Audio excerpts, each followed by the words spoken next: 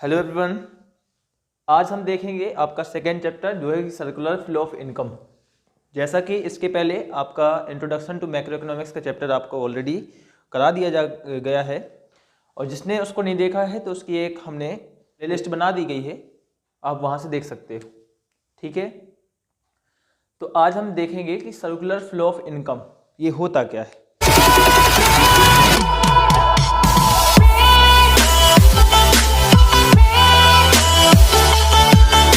Normally आपकी basic activities क्या है? प्रोडक्शन, कंजप्शन और इन्वेस्टमेंट। जो हमारी इकोनॉमी है ये तीन एक्टिविटीज़ पे बेस्ड है। ठीक है, सभी इकोनॉमी में तीन ही यही एक्टिविटीज़ होती हैं जो कि कंजप्शन और प्रोडक्शन और इन्वेस्टमेंट। बात करते हैं कि प्रोडक्शन का मतलब क्या होता है, तो हमने आपको यहाँ पे डेफिनेशन लिख रखी है। Production is generally defined as an activity which is producer physical goods and services को प्रोड्यूस करता है। जैसा कि हमने देखा है कि यहाँ पे आपको आउटपुट जो होता है वो डिपेंड करता है आपके इनपुट के साथ, यानी प्रोड्यूसर आउटपुट को जनरेट करना चाहता है और उसको जनरेट करने के लिए उसको इनपुट लगाना पड़ता है, यानी आउटपुट उसका डिपेंड करता है कि इनपुट पे। अब ये आउटपुट और इनपुट का मतलब भी समझ लेते हैं। इसका मतलब है कि किसी प्रोड्यूसर का जो आउटपुट है वो निकलने वाला है किससे? इनपुट से, यानी वह जितना इनपुट को लगाएगा, कोई प्रोड्यूसर जितना इनपुट डालेगा उतना ही आपका आउटपुट भी जनरेट होने वाला है। यानी हम कह सकते हैं कि अगर हम 10 kg का गेहूं लगा रहे हैं, कोई प्रोड्यूसर 10 kg वीट को यूज करेगा उसको ब्रेड बनाने में, तो इसका मतलब है कि जो 10 kg वीट है वो इनपुट है और आउटपुट क्या है? ब्रेड। यानी उसकी ब्रेड जो है वो डिपेंड करती है कि वह कितना वीट लगाता है। यानी 10 kg लगाया तो निश्चित तौर पे वीट जो आउटपुट है वो 10 kg के अकॉर्डिंग निकलेगी। वह कम लगाता तो आउटपुट भी हमारा कम होने वाला था। यानी जो आउटपुट है उसका रिलेशन डायरेक्टली किससे है? इनपुट से है। यहाँ पे ये बताता है, जैसे यहाँ पे आपको दे रखा है ए बेकर जो होता है उसने 20,000 का जो वीट फ्लोर होता है यानी वीट का आटा होता है उसको उसने परचेज कर रखा है। अब उसको क्या करता है, वह ब्रेड बना करके 30,000 का वह सेल कर देता है। जैसे समझिए कि 20,000 का उसने लिया था, 30 का सेल किया है, तो यहाँ पे उसको जो इनकम जनरेशन हुई है प्रोडक्शन प्रोसेस में, जो इनकम जनरेट हुई है वो 10,000 का एज अ प्रॉफिट गेन कर लेता है। ये था प्रोडक्शन प्रोसेस जो कि हर प्रोड्यूसर करता है। फिर आते हैं कंजप्शन की प्रोसेस में। कंजप्शन नॉर्मली हम जानते हैं कंजप्शन क्या है, कि जब एक इंडिविजुअल या कोई कम्युनिटी अपनी जो सेल्फ यूटिलिटी होती है यानी अपनी यूजेज होती हैं, अपनी सेल्फ सेटिस्फैक्शन को देने के लिए, अपने आप को सेटिस्फाई करने के लिए कुछ गुड्स एंड सर्विसेज को कंज्यूम करता है और यहाँ से उसको डायरेक्ट सेटिस्फैक्शन मिलता है, उसको हम बोलते हैं कंजप्शन। अब नॉर्मली गुड्स एंड सर्विसेज हमने दोनों लिख रखी हैं इसमें। तो गुड्स और सर्विसेज में आपको फूड एंड मिल्क जो हम लोग खाते हैं वो भी आ सकते हैं, और सर्विसेज में आपकी बहुत सारी चीज़ें जैसे डॉक्टर, लॉयर की और बैंक की सर्विसेज होती हैं, वो हमें क्या करती हैं? डायरेक्टली सेटिस्फाई कर देती हैं। जैसे डॉक्टर के पास जाते हैं ना तो वो हमें सर्विसेज देता है, लेकिन उससे हम डायरेक्ट सेटिस्फाई होते हैं। कुछ होती हैं जो कलेक्टिव सर्विसेज होती हैं, जैसे रोड्स, स्कूल्स और हॉस्पिटल्स हो गए, जो कि हमें कलेक्टिव सेटिस्फैक्शन देती है। यानी रोड्स सिर्फ हमें सेटिस्फाई नहीं कर रहा, रोड एक है लेकिन उससे लाखों करोड़ों लोग निकल के जा रहे हैं। स्कूल है उसमें हजारों लोग की संख्या में क्या करते हैं? स्टडी करते हैं। तो ये कलेक्टिव वांट्स को सेटिस्फाई करने वाली कुछ सर्विसेज कह सकते हो, इनसे भी आपको सर्विसेज ही मिलती हैं।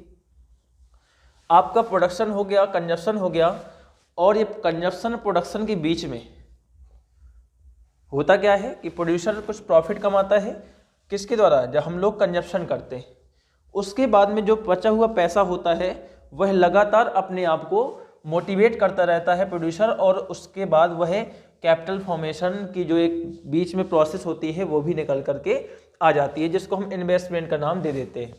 कैपिटल फॉर्मेशन आप बिल्कुल समझिए, आप जैसे आपने 10,000 की अपनी शॉप शुरू करी थी, अब सोचिए कि 10,000 की शॉप आप 2 साल बाद देखोगे तो धीरे धीरे वह क्या हो जाती है? बढ़ करके 20 या 15,000 की हो जाती है। अब आपको जरा समझना है कि क्या इसमें कुछ हुआ? बिल्कुल हुआ। आपने इसमें कैपिटल फॉर्मेशन यानी अपनी पूंजी को बढ़ा दिया है। कैसे बढ़ाया होगा भाई? इसमें प्रॉफिट आपने जनरेट किया और प्रॉफिट आपने निकाला नहीं बाहर, तो वह आपका इन्वेस्टमेंट थोड़ा थोड़ा होता गया और उसी को आपने इन्वेस्टमेंट का नाम दे दिया। इसका मतलब हम कह सकते हैं कि जो आपके कैपिटल में चेंज हुआ है 10,000 से यह कैपिटल आपका 15,000 हो चुका है। इसका मतलब 5,000 का इसमें आपका इंक्रीजमेंट देखने को मिल रहा है। इसी इंक्रीजमेंट को आप नाम दे देते हो इन्वेस्टमेंट का। क्या दे देते हैं? इन्वेस्टमेंट का नाम दे देते हैं। यह आपकी क्या है? बेसिक इकोनॉमिक एक्टिविटीज हैं जो आपकी इकोनॉमी में कंटिन्यू चलती रहती हैं, जिससे हम लोग अपनी जो लिविंगनेस है उसको अर्न करते रहते हैं। प्रोड्यूसर प्रोड्यूस करता है तो उसको भी उससे प्रॉफिट होता है। अब हम बात करेंगे जो face of circular flow of income है, जो इनकम है इन तीनों एक्टिविटीज़ में किस प्रकार से फ्लो होती हैं, जो इनकम है वो किस प्रकार से फ्लो होती है। सबसे पहले हम जानेंगे कि इसका मीनिंग क्या होता है। सर्कुलर फ्लो ऑफ इनकम यानी आप इनकम की फ्लो की बात कर रहे हो तो इसमें लिखा है it is the flow of money income और फ्लो ऑफ फिजिकल आउटपुट। हो सकता है कि इसमें पैसा मिल रहा हो सकता है इसमें चीज़ें सामान मिल रही हो, गुड्स एंड सर्विसेज मिल रही हो, और flow of goods and services across different sector of the economy. Different sector of the economy, यहाँ पे आपको एक क्वेश्चन और भी सीखना होगा कि different sector of the economy का मतलब क्या हुआ, क्योंकि सबसे पहले आपको सेक्टर्स पढ़ने हैं और आपने प्राइमरी सेकेंडरी टर्सरी वो वर्ग के बेस पे आपने उसको एक्सप्लेन किया था। लेकिन हम जब प्रोडक्शन के बेसिस पे आप बात करोगे, कंजप्शन के बेसिस पे बात करोगे, तो यहाँ पे आपको डिफाइन करने के लिए आपको पढ़ना पड़ेगा। इनकम जनरेशन की फॉर्म में बात करोगे तो यहाँ पे आपको जो सेक्टर ऑफ द इकोनॉमी है वह पढ़ना होता है। पहला होता है हाउस होल्ड, दूसरा होता है फर्म सेक्टर जिसको हम प्रोड्यूसर सेक्टर भी बोल देते हैं, तीसरी आपकी जो सेक्टर है वो है गवर्नमेंट, और चौथा है रेस्ट ऑफ वर्ल्ड। ये different sector of the economy है। अभी आपको हम ये भी समझाएंगे कि इनके बीच में किस प्रकार से एक दूसरे का रिलेशन रहता है। बहुत ही डिटेल में, बड़ी मस्त मतलब तरीके से आपको इसको पढ़ना है, क्योंकि यहाँ से आपको बहुत सारी चीज़ें, जो अगला जो चैप्टर होगा नेशनल इनकम होगा, उसमें भी बहुत आपको हेल्प मिलने वाली है। आपको सिंपल इतना समझना है कि जो हाउस होल्ड सेक्टर होता है वो फर्म सेक्टर से क्या लेता है? गुड्स एंड सर्विसेज लेता है, यानी फाइनल गुड्स लेता है। जैसे ये मार्कर है, मैं एक यहाँ पे देखा जाए तो मैं एक हाउस होल्ड व्यक्ति हूँ, ऐसा मान लेते हैं।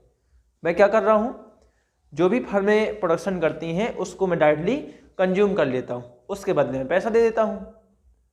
ठीक है, अब फर्म मुझे तो गुड्स दे रही है, मैंने उसको पैसा दिया। अब हमारे पास इनकम कहाँ से आई?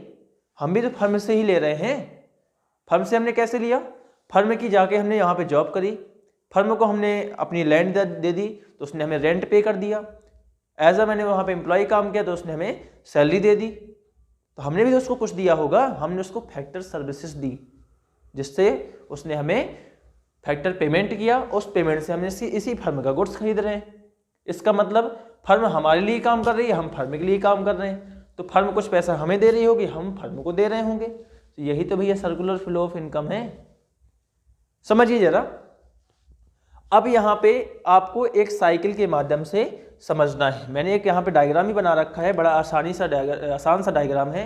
पहला है face of production. Face of production में क्या होता है, वही बताया था कि आपका जो इनपुट है उसको आउटपुट में कन्वर्ट किया जाता है। और फेस ऑफ प्रोडक्शन से एक जो प्रोड्यूसर होता है वह लगातार प्रोडक्शन करता जाता है और वह वैल्यू एडिशन का काम करता है। अगर 10 रुपये लगाता है तो 15 रुपये कमाने की कोशिश करता है।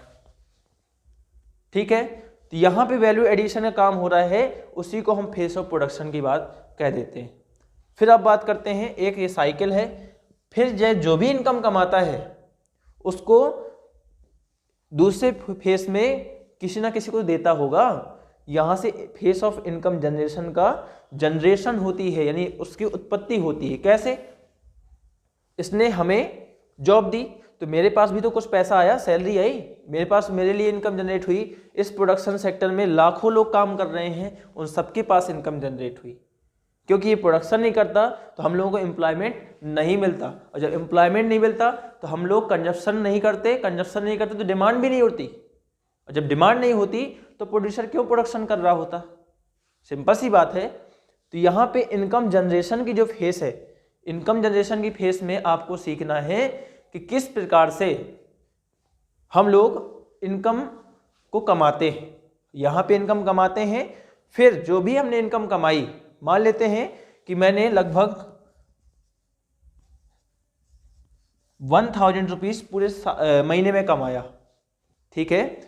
इसने कई सारी यूनिट्स का प्रोडक्शन किया होगा और हमने एक इंडिविजुअली की बात करें, वैसे तो कम्युनिटी है, मैक्रो इकोनॉमिक्स पढ़ रहे हैं तो यहाँ पे ग्रुप ऑफ पीपल की बात होगी, लेकिन मैं सिंगल के एग्जाम्पल लेकर के चल रहा हूँ। अब वो 1000 रुपीज़ जो भी मैंने कमाए हैं वो एक इनकम जनरेशन का पोर्शन होता है, यानी फेस ऑफ इनकम जनरेशन। अब ये क्या करेंगे कि हम जो भी हमारे पास इनकम थी हम उसको खर्च करेंगे, एक्सपेंडिचर करेंगे यानी खर्च करेंगे, गुड्स एंड सर्विसेज को कंज्यूम करेंगे, और इस प्रकार से वो आपका आ जाता है फेस ऑफ एक्सपेंडिचर।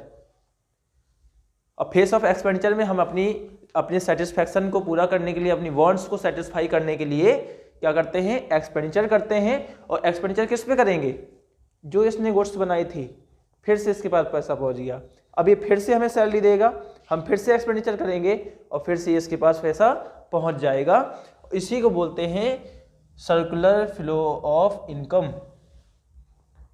बहुत ही आसान है, आपको बस थोड़ा सा समझना है, बिल्कुल भी आपको परेशान होना नहीं है। जो टॉपिक आपको जहां से समस्या आती है आप उसमें मेरे को मैसेज करिए, जिस भी माध्यम से आप हमें बता सकें, कमेंट करें तो बताइए। अब आपका आता है principle of circular flow of income, जो कि इनकम एंड प्रोडक्शन पे बेस्ड है। यह प्रिंसिपल क्या है, प्रिंसिपल सिंपल से 2 रूल है।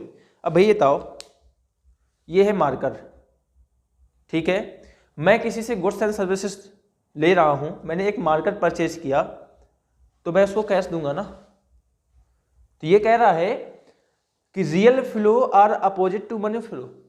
अगर मैं गुड्स लूंगा तो गुड्स अगर मेरे पास आएगी तो पैसा दूसरे के पास जाएगा। कभी ऐसा नहीं हो सकता कि मुझे मार्कर भी मिले और पैसा भी मिले, ऐसा हो सकता है? आप बताइए जरा। सिंपल सी बात है कि रियल फ्लो अपोजिट होता है मनी फ्लो के, यानी जो आप चीज़ लोगे तो पैसा आपको देना पड़ेगा, और अगर पैसा ले रहे हो तो फिर चीज़ देनी पड़ेगी। तो ये क्या है, अपोजिट ये रूल हो जाता है क्या, कि जो रियल फ्लो होता है, रियल फ्लो का मतलब ये जो वस्तु है, चीज़ है, गुड्स है, वो क्या है, मनी के अपोजिट चलती है हमेशा। आप गुड्स लोगे तो पैसा देना पड़ेगा और पैसा लोगे तो गुड्स देना पड़ेगा। दूसरा है, किसी भी एक्सचेंज प्रोसेस पे जब भी हम लेन देन करते हैं तो भाई जितने पैसे की हमने चीज़ ली होगी, यानी जितना मैं उसमें एक्सपेंडिचर कर रहा हूँ, सामने वाले को उतना ही सेम अमाउंट मिल रहा होगा। कभी ऐसा नहीं हो सकता कि मैं उसको 10 रुपये दूँ, उसके पास 20 रुपये पहुँच जाए। यहाँ पे दे रखा है, any exchange process producer receive the same amount which consumer spend. Producer same amount he receive करता है जो कंज्यूमर खर्च करता है। तो सिंपल है आज का ये यहीं पे, और आपको जस्ट ही इसके 2 पार्ट्स और आएंगे जिसमें आपको हम समझाएंगे कि किस प्रकार से एक वर्चुअल डायग्राम के साथ हम लोग आने वाले हैं। तब तक के लिए आप लोग देखते रहिए, और भाई मैं चाहता हूं कि टर्म 2 आपका बेहतर हो, और कोशिश करते हैं कि इसके सेकेंड पार्ट आपको कल तक यानी नेक्स्ट डे तक आपको जल्दी अवेलेबल हो जाएंगे। ओके, तो थैंक यू।